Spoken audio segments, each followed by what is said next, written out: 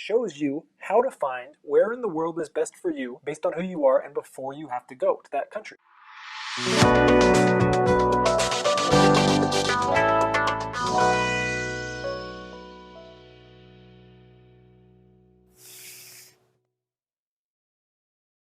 What is up? This is DANNYBOOBOO, and this video you're about to watch has been 3 years in the making. It's going to tell you how to find where in the world is best for you based on who you are and before you go to that country. You don't have to go to the country anymore, or the city, the destination, to find out if you're going to like it or not. Now, 3 days ago, I had the light bulb moment. Wait, not 3 days ago, yesterday. Yesterday I was at a cafe. The light bulb moment hit me. This has been a progress thing for me ever since I started traveling more than 3 years ago. In fact, I wrote a blog post on it. Here you can see it.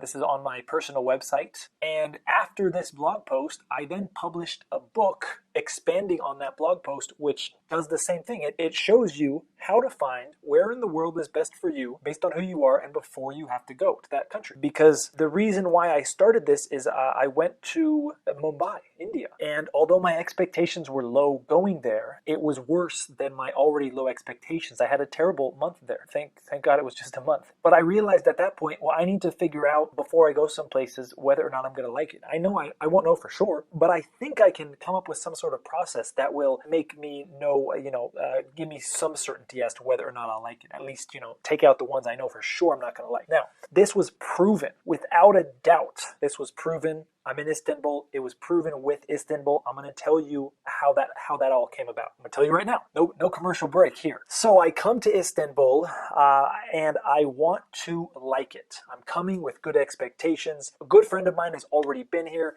for months. He's been talking it up. When I get here, he shows me around. I'm planning on staying here for the maximum 3-month visa. With the pandemic going on, I can't travel so much. So I really, really want to love it here. I want to like it here. I want to stay. And when I arrived, I did. I had good feelings. The first thing I saw, I was on the bus ride to the city center, and I saw on the side of the road there was folks manicuring the side of the freeway. They were putting in plants and whatnot. That, to me, as a traveler, that signifies what the rest of the country is about. They care about how things look like in public. That's not true for many of the places. So this was a good initial feeling. So I land good initial feeling. My buddy shows me around. The weather is perfect. As the days go on, I realize this city is probably the most walkable city in the world that I know. This is very important for me. Then I realized, oh my God, the cafe culture here, there's literally 1 million cafes, and even better than that, the cafes they're my style of cafes. Comfortable chairs, they got the communal chairs, they got the armchairs. So there's a lot working into this gym, and on top of that, the gyms are open here, and you don't have to wear a mask or anything. So that's a plus. The cost of living isn't so cheap, but it's also not expensive. It's pretty good value for what you're getting here. I say all that because it is really essential for this light bulb moment, because I've been here for 2 weeks, just more than 2 weeks. I stay neutral for 1 week. For 1 week, I stay neutral. I don't want to because any kind of micro experience, which I'm going to do a video on later, could shift your perspective too much. You meet that asshole on the street, the guy rips you off, scammer guy in the tourist area. That can ruin your whole vacation. So you just have to, that happened to me, neutral. Let's remain neutral for 7 to 10 days and kind of figure it out. So I did that, but then I found myself not loving it. It's not terrible, but I just felt myself not at ease here, not really loving it as much as I wanted to. But at the same time, I was thinking, but it's great weather, it's really walkable, it's got some day trips, I have a view of the water right here and the Hagia Sophia. There's a lot going for this place. What's going on? Why don't I like this place? What's going on? So yesterday I'm at the cafe and I have a spreadsheet on my computer. And it tells me, it looks a little intense right now, I'm sure of it. I will explain how this works. Keep in mind, this has been building up for 3 years. So I decided to input Istanbul in my list. So what you're looking at, this tells me if I'm going to like a city or not. There's 19 criteria. There's 19 columns of things that I value in a city. If the things are there or not there. They could be negatives as well. So I just put Istanbul in there. I put Istanbul in there and I thought, well, where is it going to come out? So you can see here in column B, these are rankings. So Chiang Mai, out of 19, Chiang Mai gets 14.5. That's number 1. That's the highest so far that I know. Okay, I did really like Chiang Mai. Now I put in Istanbul right here, and as you can see, it scored and by the way, on this list is only going to be minus Bali, Istanbul, and Mumbai. It's just places, it used to be just places that I really liked. And I knew I really liked them. I inputted it in here to figure out, okay, which one do I really, really like and which one do I just kind of like? So Mumbai is in here actually because I did this maybe 2 months ago. I put in Mumbai and I said, you know what, I'm kind of curious. If my list is accurate, Mumbai should rank really low. And sure enough, I inputted it. I'll go over these columns in a second, but Mumbai got 5 points. Less than half of the cities that I really like, which is Moscow and above. So that made sense. Down here, this is going to be weighted. This is even more important, to be honest. Down here is more important because the columns are, they're in order of preference. So cost of living is very important for me. Women, very important for me. I'll get into what I mean by women. Climate, important. Friendly locals, important. Some of these are subjective. We'll get into them. So down here is more important because I want, if I have a lot of the things that I really value it and less of the things I don't value, that's going to change up the order, and it does. So Almaty, Kazakhstan, actually ranks number 1. It ranks number 1, and on top of that, I just for this video I added in percents. So if Almaty is 100%, as I know, well then Chiang Mai is 97% as good as Almaty, and all the way to Mumbai is about 29% as good as Almaty. So you can think of that as like happiness scale. If I'm 100% happy in Almaty, I'm about 29% happy in Mumbai, and that's about spot on. Let's see what else. Another thing I wanted to mention about that is here. So Bali, I did that a few months ago, and I didn't hate Bali. I just did a video. I'll link it up here. I didn't hate it. It's overrated, significantly overrated. I didn't like it. I've been there numerous times. I won't go back for a long time. So I entered it in, and sure enough, it got a 10. So yeah, like I said, and it makes total sense. I don't hate it. It's no Mumbai. I'd much rather be in Bali than Mumbai, but it's also not something so great. And it ranked a 10, and I thought, oh, that makes a lot of sense. That's kind of exactly where I would put it. Now I'm here in Istanbul, also gets a 10. But if we come down here, Istanbul and Bali, so you see this 79% and the 68%. So Istanbul and Bali are similar, and I was kind of thinking, well, but I prefer Istanbul. And then I looked at these numbers, and it says, according to this, I prefer Istanbul is 11% better than Bali. And I sat and I thought, well, that's dead on. That's dead on. Dead on. I like Istanbul about 11% more, maybe 15% more. I mean, it's spot on. It's crazy how accurate this list is. And it makes sense because this list is me. This is all my values I'm about to share with you right here, all my values. So let's jump into it. And you can create this for yourself. I would say you need at least like 6. Start with 6. A lot of these are going to be yours too, because cost of living, women, climate, friendly locals, air quality, those are kind of for everyone. But you're going to have to come up with your own as well. And so I'm going to go through these one by one. I was only going to cover a few, but actually I want to really help you out. So if you're really interested, you're going to watch to the end, and I want to be as specific as possible. So cost of living, that's quite easy. So, but for me, my cost of living is different than for you. So in my cost of living, I have notes here for myself in all of these little boxes here. For me, so I rank it 0, 0.5, or 1. So for cost of living, if it costs more than $2,000 a month, cost of living, and that's me living in Airbnbs, then it's a 0. If it's 1,000 to 2,000, it's a half, and if it's less than 1,000, it's going to be a 1. Chiang Mai is the only one on that list. So you can get that, by the way. I'm going to share a few resources. All of these links will be in the description. Numbeo. This is cost of living. This is a good one. You can start here. Now, women. For me, as a single man, so women represents how friendly the women are.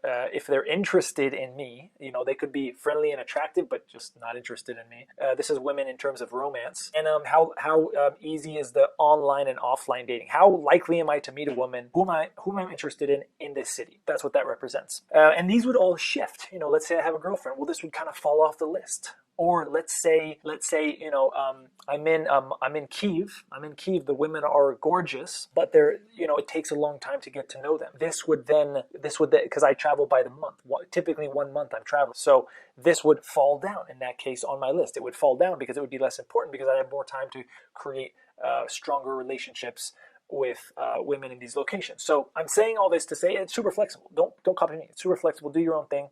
And even there's subtleties within each of these. But the climate. So for me, the climate, if the average degree is 18 degrees for that month, so the high is higher than that, and there's less than 40 millimeters of rainfall every month, that's like an official term. You can actually find that. Just type in average monthly temperature and then the name of the city, and it'll tell you heat and rainfall and a bunch of other stuff. So for me, so it depends there. So that's important. So a lot of the top cities have a 1 there. Friendly locals, quite subjective, but and friendly locals, you know, us, me in America, a friendly local is someone who's just kind of you're friendly to a stranger. Someone comes and asks you for directions off the street, you're gonna stop. No matter who you are, you're gonna stop. But then again, if you go to, let's say, Moscow, well, actually, I take that back. Moscow is interesting because I would assume, so for cost of living and climate, you can figure these out before you go. Women, you can make a guess. Friendly locals, you can also make a guess, but it's not always accurate. Moscow's a great example. You would think that Moscow is similar to all the Eastern European countries where the locals aren't so friendly, just straight up front friendly. But Moscow, I felt, the locals almost seemed to be aware of their reputation for being unfriendly, and so I felt that they were actually quite friendly. Whereas in Kyiv, that's where the traditional Eastern European, you know, very stern, no smiles. But if you get to know them, they're better friends. They're more, they can be more loyal, etc. So it's a different kind of friendliness. They're not friendly to a stranger, but they're very friendly to you and your friends. Air quality, huge. Oh, by the way, let me take a step back to climate. This link I'm going to put in the description. This tells you best time to visit anywhere in the world based on what kind of temperature you want, what kind of how much rain you want, and then you can search it by month. Okay, that's a good resource to use. Now here, air quality. You don't even know what I'm talking about if you're in the USA or some European cities, but air quality is a real issue everywhere in the world, and it's such an issue that there's some places where I just won't go because I can't walk outside. Jakarta's one of the places. I like the city, but the air quality is so bad so often. Same with Mumbai, so bad. If you're in like New York or San Francisco, your air quality is going to be like between 10 and 40. Mumbai, it's 150, 180. I mean, it really is unhealthy for you. So you want to stay inside in these places. Air quality matters for me, matters a lot. So I did this video on air quality. And then in the link of this video, I'll link up here in the description of this air quality video, I have some links to websites and apps you can download on your phone to figure out what the air quality is of any place in any given time. Just keep in mind, air quality changes drastically. I also have a cool hardware device, small, that you can actually carry with you, and it will tell you what your current air quality index is. Why that might be important is because basically air quality is like a real serious thing. It kills you. So you want to know if the air quality is like 200, or if you're in a city where it varies so much, like Vietnam or Saigon, Ho Chi Minh, you want to go out when it's 50, 80. When it's 150, you want to stay in. Get back to this here. Air quality, parks. I love parks. As a remote worker, a digital worker, one of the great things, in addition to living in a new city you get to explore, is that you get to work when it pleases you. So I will often go out middle of the day and go to a park and just chill, or in the weekends go read a book, etc. I like parks. I like the atmosphere that brings to a city. Walkability, super important. So there's a website called walkscore.com. I entered in my address here and walkscore 99. It technically only works, it says unsupported country, technically only works for a few countries, but really I find anywhere I've typed in an address across the world, and I do this for my business, and so I work with Airbnb listings all across the world, and this works everywhere. So that'll give you a really good indicator. And sure enough, this is the most walkable city I've ever been to. Cleanliness is just the general cleanliness of the city, the streets. If there's rivers, in Bali, the rivers are disgustingly dirty. Here in Istanbul, they actually do street sweepers on the sidewalks. Moscow was the cleanest place I've ever been. It was just pristine city for being so big, really clean. It's partly due to the government, but it's also partly due to the locals. I blame the locals just as much as I blame the government. There's a lot of cities, especially in Southeast Asia, which are really dirty, disgusting, and it's terrible. Transit. Transit means it's about, so one is there's no experienced traffic due to no actual traffic, or I can use a scooter, so that makes traffic void. You get a half point if there's traffic, but there's public transit that's good, efficient, or there's the scooters like Uber scooters and whatnot. And then 0 is there's no public transit, no scooters, no anything. Manila, Philippines would have gotten a 0. They had terrible traffic, no public transit. Cafes. I spend a lot of my afternoons in cafes, so I like a lot of cafes. So Rio de Janeiro, here they are. They got a 0. Yeah, Rio had basically no cafes. Starbucks was the only one. They had cafes, but not the type of cafes that I like. Here in Istanbul, I should give it like a 2. I'm finding cafes 2 weeks in. Really great cafes. I found one today. If you're wondering what these look like on the top, what these are, this is the 10th most important thing to me, or let's go to day trips. Day trips is the 11th most important thing to me. So if I'm giving Chiang Mai, if you recall, is up here. If I'm giving them a 1, well, they actually get a 0.47 here because Chiang Mai is number 2. They get a 0.47 because it's weighted. It's a weighted average down here. So those numbers correlate to this bottom pinkish table here. So day trips is if there's more than 5 day trips within about a 2-hour drive, that's a day trip. Then it gets a 1. If there's none, it gets a 0. I like day trips. It's like Istanbul's great for that too. They don't have so many day trips, but they have the Asian side, which is it could be a weekend trip, and it's totally different city basically. So that's really cool. A beach, if there's beach here like Rio, it gets a 1. If it's a beach within 2 hours, it gets a half. If there's no beach, it gets a 0. Salsa, that's one particular to me. I don't go out at night so much, but if I do, one of the things I'll do is like a language exchange. That's why the language is important for me at a city, either knowing the language or wanting to learn the language. But salsa, if there's some sort of a salsa community, whether that's classes or some kind of a community, here they do actually dance salsa in a park. So I gave them a half a point here in Istanbul. Not religious. I realized that if a city is overly religious, I typically don't like that city. That's because that religion permeates society in a way that I don't like. Here, this city is very religious. They have the mosque. I have a mosque right outside my room here. They have calls to prayer 4 or 5 or 6 times a day.